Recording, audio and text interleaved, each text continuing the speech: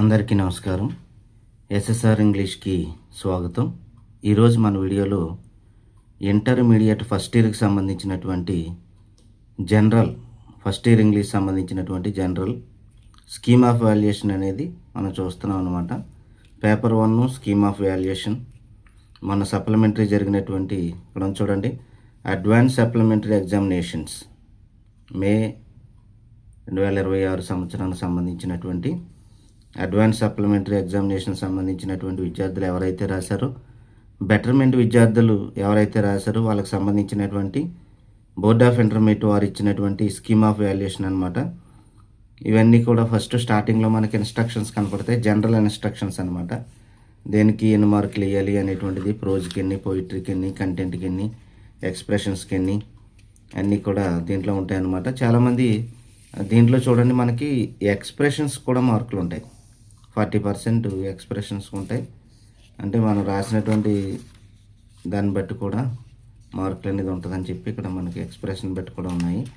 చూద్దాం, మనం పేపర్లోకి వెళ్ళిపోదాం. మనం చూడండి, ఫస్ట్ సెట్ నెంబర్ 1 అనేటువంటిది ఇవ్వడం జరిగిందనమాట. సెక్షన్ ఏలోకి వెళ్తున్నాం మనం. సెక్షన్ ఏలో మనం చూస్తే ఏమేమి వచ్చినాయి అనేటువంటిది చూస్తే మనకి ఇక్కడ first the melody of over thinking అనేటువంటిది వచ్చిందనమాట. జెరోమ్ సంబంధించినటువంటి యానిటేషన్ లైన్ వచ్చింది ప్రోజ్ నుంచి, ఫస్ట్ దానికి అది. ఇక ఒకటో దాంట్లో రెండవది ఇక్కడ చూస్తే ఏ లెసన్ అంటే ఇది you have got to find what you love అనేటువంటి స్టీవ్ జాబ్స్ రాసినటువంటి లెసన్ నుంచి ఒక యానిటేషన్ లైన్ రావడం జరిగింది. ఇంకా మూడవది చీఫ్ సియాటిల్స్ లెటర్ అనేటువంటి దాని నుంచి మనకి ఒకటి రావడం జరిగిందనమాట. ఈ మూడాటిలో మనం రాయవలసింది ఏవైనా ఒక 2 రాయవలసి ఉంటుందన్నమాట. ఇవి రోమన్ నెంబర్ 1 నుంచి వచ్చినటువంటి యానిటేషన్ లైన్లు. ఇక రోమన్ నెంబర్ 2లోకి వెళ్తాం మనం. రోమన్ నెంబర్ 2లో ఏముంటాయంటే మనకి పోయిట్రీకి సంబంధించినటువంటి యానిటేషన్ లైన్లు ఉంటాయి. రోమన్ నెంబర్ 2లో పోయిట్రీకి సంబంధించినటువంటి యానిటేషన్ లైన్లు ఉంటాయి. ఫస్ట్ రెఫ్యూజీస్ అనేటువంటి పోయం నుంచి యానిటేషన్ లైన్ వచ్చింది, బ్రెయిన్ బెల్స్టన్ రాసినటువంటిది ఇది. ఇక రెండవ యానిటేషన్కి వచ్చేటడికి the lamb and the tiger అనేటువంటి పోయం నుంచి వచ్చినటువంటి యానిటేషన్ లైను. ఇక మూడవది ఇన్వెక్టస్ నుంచి వచ్చినటువంటి యానిటేషన్ లైన్. ఈ మూడాటిలో మనం రాయవలసింది 2 రాయాలి కాబట్టి ఏవైనా 2. నెక్స్ట్ థర్డ్ రామంలో పారాగ్రాఫ్ క్వశ్చన్స్ ఉంటాయి. థర్డ్ రామంలోకి వెళ్ళేటప్పటికి దీంట్లో ఒకటి చీఫ్ సియాటిల్స్ నుంచి వచ్చినటువంటి క్వశ్చన్ అనమాట. ఒకటి చీఫ్ సియాటిల్స్ లెటర్ నుంచి వచ్చినటువంటి క్వశ్చన్. రెండోది you have got to find what you love అనేటువంటిది. మనకి యానిటేషన్లో ఎలాగైతే 3 లెసన్ల నుంచి యానిటేషన్ లైన్లు వచ్చినాయో అలాగే ఇక్కడ 3 లెసన్ల నుంచి 3 క్వశ్చన్లు వస్తాయి అన్నమాట. ప్రోజ్లో ఎలాగో పోయిటరీలో కూడా అలాగే. ఇక్కడ చూడండి, మూడవది వచ్చేటడికి the melody of overthinking. ఇలా ప్రతి దాని నుంచి యానిటేషన్ ఉంటుంది, క్వశ్చన్ ఉంటుంది అనమాట. ఏవైనా 2 అక్కడ రిపీట్ చేస్తాం, అవి 2 మళ్ళీ వచ్చి ఇక్కడ రాయడం అనమాట. ఇక రోమన్ నెంబర్ 4లో పోయిటరీ నుంచి క్వశ్చన్స్ అనమాట. ఇక పోయిటరీలో మనకి ఏమేమి వచ్చినాయి, ఫస్ట్ రెఫ్యూజీస్ వచ్చింది, the lamb and the tiger వచ్చింది, తర్వాత ఇన్వెక్టస్ అనేటువంటిది వచ్చింది. ఇక్కడ ఏమొచ్చినాయో చూద్దాం. ఫస్ట్ ఇన్వెక్టస్ నుంచి క్వశ్చన్ వచ్చిందనమాట. వచ్చింది. రెండోది రెఫ్యూజీస్ నుంచి ఒక క్వశ్చన్ వచ్చింది. మూడోది the lamb and the tiger నుంచి ఒక క్వశ్చన్ వచ్చింది. అక్కడ ఏ అయితే యానిటేషన్లు, ఏ పోయం నుంచి అయితే యానిటేషన్ లైన్లు వచ్చినాయో ఇక్కడ వాటి నుంచి మనకి క్వశ్చన్స్ వస్తాయి అనమాట. ఇక ఎక్స్టెన్సివ్ రీడింగ్ వచ్చేటడికి నా డీటెయిల్లో మనం చూస్తే ఓ హెన్రీకి సంబంధించినటువంటిది వచ్చిందనమాట. ఓ హెన్రీ ఏ రిట్రీవ్డ్ రిఫర్మేషన్ నుంచి ఒక క్వశ్చన్ ఇచ్చారు. నుంచి ఒక క్వశ్చన్. ఇక రెండవది ద బ్లైండ్ డాగ్ నుంచి ఒక క్వశ్చన్ వచ్చింది అనమాట ఎస్ఏ క్వశ్చన్లో. ఇలాగ నా డీటెయిల్ నుంచి 2 వస్తాయి, మనం ఒకటి రాయాలి కదా. ఇక్కడ బ్లైండ్ డాగ్ అనేటువంటిది మనకి ఎప్పటి నుంచో వస్తున్నటువంటిది. నెక్స్ట్కి వచ్చినప్పుడు అక్కడ రీడింగ్ కాంప్రహెన్షన్ చూస్తే మనకి పాసేజ్లు మీరు ఏమేమి రాశారనేటువంటిది ఒకసారి చూడండి. రీడింగ్ కాంప్రహెన్షన్లో ఫస్ట్ది మనకి people called him crazy, neighbours laughed and called him crazy అనేటువంటి పదం కనపడాలి దీంట్లో మనకి పీపుల్ కాల్డ్ హిమ్ క్రేజీ కానీ ఇక్కడ క్రేజీ అనేటువంటి పదం కనపడాలి ఫస్ట్ దాంట్లో, అప్పుడు మార్క్ వస్తుంది అనమాట. ఇక రెండవది పాసేజ్ రెండో దాంట్లో మనం ఆన్సర్ చూస్తే ఏ హ్యామర్ అండ్ చేసిల్ అనేటువంటిది కావాలి మనకి. ఇక్కడ హ్యామర్ చేసిల్ అనేటువంటిది కావాలి.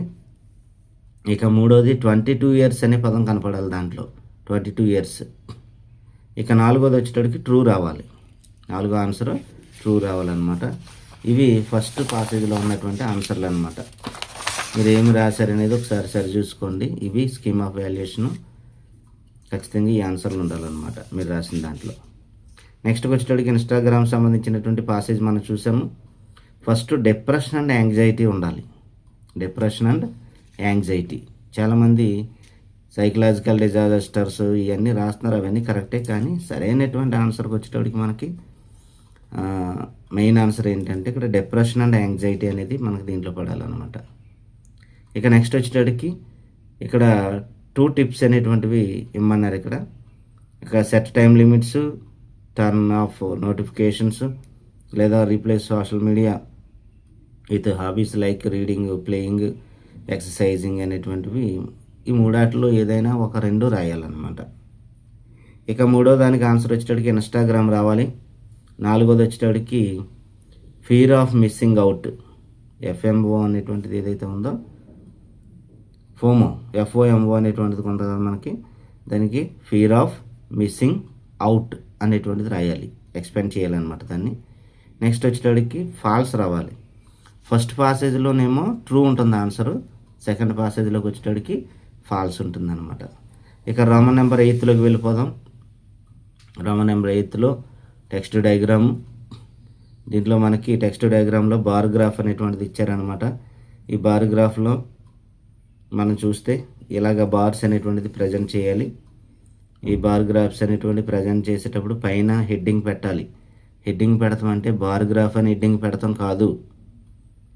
ఈ బార్ గ్రాఫ్ అనేది దేనికోసమో హెడ్డింగ్ పెట్టాలన్నమాట. ఎందుకంటే ఇక్కడ చూడండి మీరు, డయాగ్రామ్కి 3 marks, టైటిల్కి 1 mark, డీటెయిల్స్కి 1 mark. అంటే డయాగ్రామ్ అయితే 3 marks, పైన హెడ్డింగ్ పెడితే 1 mark, అక్కడికి 4 అయినాయి. ఇక డీటెయిల్స్ రాయాలి అంటే ఏ బార్ దేనిది అనేటువంటి డీటెయిల్స్ రాస్తారు కదా, ఇంగ్లీషు, అలాగే second language, mathematics, science, social studies, Hindi, project work, ఇవన్నీ కూడా ఉన్నాయి కదా. ఇవన్నీ రాసినందుకు గాను 1 mark అనమాట. ఇలా 5 marks అనేటువంటిది డివిజన్ ఆఫ్ మార్క్స్ అనేది ఈ విధంగా ఉంటుంది అనమాట. అందువల్ల ఖచ్చితంగా students performance in different subjects అనేటువంటిది హెడ్డింగ్ ఉండాలన్నమాట. లేకపోతే హెడ్డింగ్ లేకుండా డయాగ్రామ్ ఒకటి డీటెయిల్స్ రాస్తే కనుక 4 marks వస్తాయి. ఈ విధంగా రాస్తే 5 marks వస్తాయి అనమాట. మీరు ఎలా రాశారనేది ఒకసారి సరి చూసుకోండి. నెక్స్ట్ రోమన్ నెంబర్ 9లోకి వెళ్దాం మనం. రోమన్ నెంబర్ 9లోకి వెళ్ళేటప్పటికి క్రియేటివ్ రైటింగ్ అనమాట. క్రియేటివ్ రైటింగ్లో పైన మనం హెడ్డింగ్ కూడా పెట్టాలి దీనికి. తర్వాత ఆ కంటెంట్ సంబంధించినటువంటి పాసేజ్ అనేటువంటిది మనం అక్కడ వేస్తాము. అది ప్రజెంటేషన్ బట్టి దాని మార్క్స్ అనేటువంటి ఉంటాయి. 10 lines ఖచ్చితంగా ఉండాలని చెప్పి ఇక్కడ ఇవ్వడం జరిగిందనమాట. ఇది 5 marks టాపిక్ క్రియేటివ్ రైటింగ్. నెక్స్ట్కి వచ్చేటప్పటికి సెక్షన్ సిలోకి వెళ్తున్నాం మనం. సెక్షన్ సిలోకి వెళ్ళేటప్పటికి ఇక్కడ మనకి పార్ట్స్ ఆఫ్ స్పీచ్ అనేటువంటిది వచ్చింది. ఇక్కడ రోమన్ నెంబర్ 10లో ఫస్ట్ దానికి ఈ రాయాలి, తర్వాత సి, తర్వాత బి, తర్వాత జి, తర్వాత డి, అలాగే తర్వాత ఏ, ఈ విధంగా రాయాలన్నమాట. ఇక బ్రైట్ అనేటువంటిది అడ్జెక్టివ్ అనమాట. అలాగే డాన్స్డ్ అనేటువంటిదేమో వెబ్, ఇట్ అనేటువంటిదేమో ప్రొనౌను, నియర్ అనేది ప్లేస్ని ఇండికేట్ చేస్తుంది కాబట్టి ప్రిపోజిషన్ అది.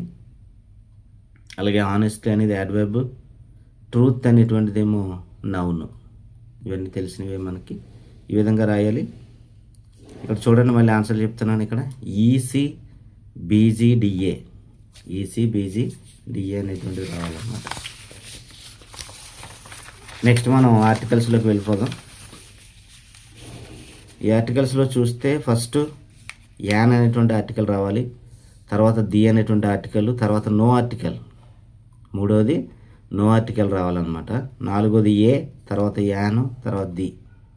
ఇంతకుముందు మనం మార్చిలో జరిగిన ఎగ్జామ్స్లో ఏ అనేటువంటి ఆర్టికల్ అనేది మనకు కనిపించలేదు, కానీ ఇక్కడ ఏ అనే ఆర్టికల్ వచ్చింది. చూడండి, first an the, no article, a, an, the, ఈ విధంగా ఆర్టికల్స్ ఆన్సర్స్ అన్నిటి ఉంటాయి అన్నమాట. 11వ రామన్ అయిపోయిన తర్వాత 12వ రామంలో మనం చూస్తే ప్రిపోజిషన్స్ ఇవి. ఈ ప్రిపోజిషన్లో ఇన్, ఆఫ్, ఓఎఫ్ఎఫ్ రాయాలి. ఇక్కడ in, of, on, for, at, to. First దానికి ఇన్, సెకండ్ దానికి ఆఫ్, మూడోదేమో ఆన్, నాలుగోది ఫర్, ఐదోది ఎట్, ఆరోది వచ్చేటడికి టు అనేటువంటిది రాయాలన్నమాట. ఈ విధంగా ప్రిపోజిషన్ ఆన్సర్లు ఉన్నాయి. ఇక రోమన్ నెంబర్ 13లోకి వెళ్ళేటప్పటికి వెర్బ్ ఫార్మ్స్ ఉన్నాయి. ఇక్కడ చూడండి, వెర్బ్ ఫార్మ్స్ 5 మార్క్స్ టాపిక్ ఇది. ఫస్ట్ దానికి ఈజ్ స్టడీయింగ్, ఫస్ట్ దానికి ఈజ్ స్టడీయింగ్ అని రాయాలి. రెండోది has been waiting, has been waiting అనేటువంటిది రావాలి. హ్యావ్ బీన్ రాయకూడదు, ఇక్కడ హ్యాస్ బీన్ వెయిటింగ్ అనేటువంటిది రావాలి. మూడోది will buy, will buy simple future అనమాట. తర్వాత గెట్స్, గెట్స్ V1కి ఎస్ అనేటువంటి చేర్చాలన్నమాట, గెట్స్. తర్వాత బిల్ట్, బిల్డ్ కాదు ఇది, బిల్ట్ సెకండ్ ఫామ్ రాయాలి, గుర్తుపెట్టుకోండి. ఈ స్టడీయింగ్, హ్యాస్ బీన్ వెయిటింగ్, అలాగే విల్ బై, గెట్స్, బిల్ట్ అనేటువంటి రాయాలి. ఇక రోమన్ నెంబర్ 14లోకి వెళ్ళేటప్పటికి rewrite the sentences as director చూద్దాం మనం. Crops are grown by farmers, crops are grown by farmers అని రాయాలి. రెండవది our science teacher said that oil floats on water, our science teacher said that oil floats on water. ఇది నిత్యసత్యం కాబట్టి దీంట్లో మార్పు ఏమి ఉండదు, దట్ అనేటువంటిది యాడ్ అవుతుంది అనమాట. ఇంకా మూడవది డిగ్రీస్ ఆఫ్ కంపారిజన్లో the dog is more faithful than any other animal, the dog is the more faithful than any other animal, ఈ విధంగా రాయాలి. ఇక నాలుగోది చూస్తే మనం కంబైన్డ్ సెంటెన్స్లో the bag was heavy therefore I couldn't carry it, the bag was heavy therefore I couldn't carry it అని రాయాలి. నెక్స్ట్ విల్ దే, క్వశ్చన్ ట్యాగ్లోకి వచ్చేటప్పటికి విల్ దే అనేటువంటిది రాయాలన్నమాట. ఈ విధంగా ఆన్సర్లు ఉన్నాయి. ఇక కరెక్షన్ ఆఫ్ సెంటెన్స్లో మనం చూస్తే కామన్ ఎర్రర్స్ ఇక్కడ చూడండి, I go to the post office on foot అని రాయాలి, I go to the post office on foot అని రాయాలి. ఇక రెండు వీరు ఈజ్ జూనియర్ టు, జూనియర్ వచ్చినప్పుడు టూ అనేటువంటిది రాయాలన్నమాట, జూనియర్ వచ్చినప్పుడు టూ. అలాగే brothers in law, brothers in law అనేటువంటిది రాయాలి. తర్వాత వచ్చేటడికి స్టడీడ్, అయి తర్వాత ఏ విధమైన హెల్పింగ్ వెర్బులు రాయకూడదు, ఇక్కడ డైరెక్ట్గా వెర్బ్ యొక్క రెండో రూపం రాయాలి, స్టడీడ్. తర్వాత వచ్చేటడికి ద బెటర్, ఖచ్చితంగా ద బెటర్ అని రాయాలి. ది అనేటువంటిది కూడా రాయాలన్నమాట, ఖచ్చితంగా చెప్తున్నాం కాబట్టి. ద బెటర్ ఫస్ట్ దాంట్లో ఆన్ ఫుట్, రెండో దాంట్లో టూ అనేది చూడాలి, మూడో దాంట్లో బ్రదర్స్ అనేటువంటిది రాయాలి, బ్రదర్స్ ఇన్ లా అని, నాలుగో దాంట్లో స్టడీడ్, ఐదో దాంట్లో ద బెటర్ అనేటువంటిది రాయాలన్నమాట. ఇవి ఫుల్ సెంటెన్స్ అనేటువంటిది ఎగ్జామ్లో రాయవలసి ఉంటుందన్నమాట. ఒకవేళ ఓన్లీ ఏదైతే అండర్లైన్ చేసి ఉందో ఆ పార్ట్ మాత్రమే కరెక్ట్ చేసి రాసినా మార్కులు ఇస్తారు, ఏం కంగారు పడకండి. యాక్చువల్గా అయితే ఎంటైర్ సెంటెన్స్ రాయాలన్నమాట. ఇక్కడ చూడండి, the entire sentence must be return, underline the correct part, ఏదైతే కరెక్ట్ చేసామో దాన్ని అండర్లైన్ చేయాలంట, మొత్తం సెంటెన్స్ అంతా రాయాలని చెప్పి ఇక్కడ ఇవ్వడం జరిగింది. ఒకవేళ మీరు ఓన్లీ అండర్లైన్ పార్ట్ రాసినా ప్రాబ్లం ఏం లేదు, మార్కులు అనేది ఇస్తారనమాట. సరే, నెక్స్ట్కి వెళ్ళిపోదాం. రోమన్ నెంబర్ 16లోకి వెళ్ళేటప్పటికి సైలెంట్ కాన్సనెంట్స్ అనమాట. క్లచ్ అనేటువంటి పదంలో టీ అనేటువంటి సైలెంట్ లెటరు, రెండు డిజైన్లో జీ, అలాగే క్రిస్మస్లో టీ అనేటువంటిది, అలాగే రెత్ అనేటువంటి దాంట్లో డబ్ల్యూ, మజిల్లో సి అనమాట, అలాగే వెయిట్లో జీహెచ్. ఇక్కడ టీ అనేటువంటిది ఫస్ట్ దానికి, రెండో దానికి ఏమో జీ, మూడో దానికి టీ, నాలుగో దానికి డబ్ల్యూ, ఐదో దానికి సి, అలాగే ఆరో దానికి జీహెచ్. ఈ జీహెచ్ అనేటువంటి దాంట్లో కొంతమంది హెచ్ అని కొంతమంది జీ అని కూడా రాస్తున్నారు. అది మీరు ఎగ్జామ్ కరెక్షన్ చేసేటువంటి ఎగ్జామినర్ మీద ఆధారపడి ఉంటుంది, అంటే ఇవ్వాలంటే ఇవ్వచ్చు, లేదంటే ఇవ్వకపోవచ్చు. నెక్స్ట్ వచ్చేటప్పటికి సినానిమ్స్లో ఫస్ట్ దానికి మీ జెంటిల్ రాయాలి, రెండో దానికి పీక్, మూడో దానికి ల్యాక్స్, కొరల్ అనేటువంటిది రాయాలన్నమాట. ఇక్కడ ఫస్ట్ దానికి ఏ, రెండో దానికి కూడా ఏ, మూడో దానికి ఏ, నాలుగో దానికి సి అనమాట. ఈ విధంగా రాయాలి. అలాగే యాంటోనిమ్స్కి వెళ్ళేటప్పుడు కూడా సేమ్ అలాగే ఉంటాయి ఆన్సర్లు. ఇక్కడ ప్లెజెంట్, వర్త్లెస్, ఆనరు, డిస్బిలీఫ్. ఇక్కడ చూడండి 3 ఏలు 1 సి వచ్చింది. ఇక్కడ యాంటోనిమ్స్లో కూడా 3 ఏలు 1 సి అనమాట. జతపరిచేటప్పుడు సేమ్ వచ్చినాయి అనమాట. ఇది ఫస్ట్ దానికి ఏ, రెండో దానికి కూడా ఏ, మూడో దానికి ఏ, నాలుగోది సి అనమాట. ఇక నెక్స్ట్ ఫోనెటిక్ ట్రాన్స్క్రిప్షన్లో మనం చూస్తే ఫస్ట్ దానికి ఫ్యాన్సీ, FNCY, రెండవది డిజపియర్ అనేటువంటిది ఇచ్చారు. మామూలుగా దాంట్లో అయితే డెస్పైర్ అనేటువంటిది కనపడుతుంది మనకి. ఇక్కడ డిజపియర్ అనేటువంటిది ఇచ్చారనమాట. ఇది ఒకసారి చూడాలి మనం. నెక్స్ట్ గ్లాన్స్, ఏదైనా ఒకటి పోయినా మనకి 10 ఉంటాయి కాబట్టి దీంట్లో ప్రాబ్లం అనేది ఉండదు. 5 మార్కులే కాబట్టి. GLANCE, అలాగే యాంగ్విష్ అనమాట ఇది. నెక్స్ట్ ట్రెబుల్, అలాగే థికెట్, అలాగే సెంటెన్స్, ఇది సెంటెన్సెస్ కాదు, సెంటెన్స్, అలాగే హ్యాంపర్, అలాగే స్లాక్, ప్యారిష్ అనేటువంటిది ఈ విధంగా రాయాలన్నమాట. ఈ విధంగా వీటికి మనకి ఆడ్ సౌండ్స్ అనేటువంటిది ఆల్రెడీ ఇచ్చారు కాబట్టి ఇవి ఈజీగానే ఉన్నాయి మనకి. ఫస్ట్ దానికి ఈజీ, రెండోది అంబ్రెల్లా, మూడోది అవుట్, తర్వాత క్యారెక్టర్, ఒబియన్స్ అనేటువంటిది ఇలా ఉన్నాయి కదా. ఫస్ట్ దానికి ఈజీ రాయాలి, రెండోది అంబ్రెల్లా రాయాలి, మూడోది అవుట్, నాలుగోది క్యారెక్టర్, ఒబియన్స్ అనేటువంటిది ఐదోది అనమాట. ఇవి కరెక్ట్ ఆన్సర్లు అనమాట. నెక్స్ట్ లాస్ట్ రామను 19ది డైలాగ్ రైటింగు. ఇక్కడ చూడండి ఇచ్చిన ఆన్సర్లు మాత్రమే రాయాలి.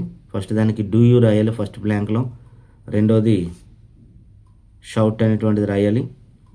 ఇక మూడోది నథింగ్, నాలుగోది వచ్చేటడికి డీప్ బ్రెత్ అనేటువంటిది రాయాలన్నమాట. Do you, shout, nothing, deep breath అనేటువంటిది రాయాలి. ఈ విధంగా ఆన్సర్లు అనేటువంటిది ఇవ్వడం జరిగిందనమాట. చూశారు కదా. దీంట్లో మనకి మీరు రాసినటువంటి ఆన్సర్లు, మీరు బెటర్మెంట్ అయినా లేకపోతే ఫెయిల్ అయినటువంటి విద్యార్థులైనా మీరు రాసినటువంటి క్వశ్చన్లు ఎన్ని రాశారు, లేకపోతే యానటేషన్ ఆన్సర్లు ఎన్ని రాశారు, గ్రామర్లో ఏమేమి రాశారు అనేది మీరు ఒకసారి సరి చూసుకుంటే మీకు ఎన్ని మార్కులు వస్తున్నాయి అనేది కొంత అవగాహన అనేటువంటిది వస్తుంది అనమాట. చూసారు కదా. ఈ వీడియో కనుక మీకు నచ్చినట్లయితే లైక్ చేయండి, షేర్ చేయండి. మరిన్ని వీడియోలు చేయడానికి మా ఛానల్ ఇంకా సబ్స్క్రైబ్ చేయకపోతే కనుక సబ్స్క్రైబ్ చేయండి. Thank you.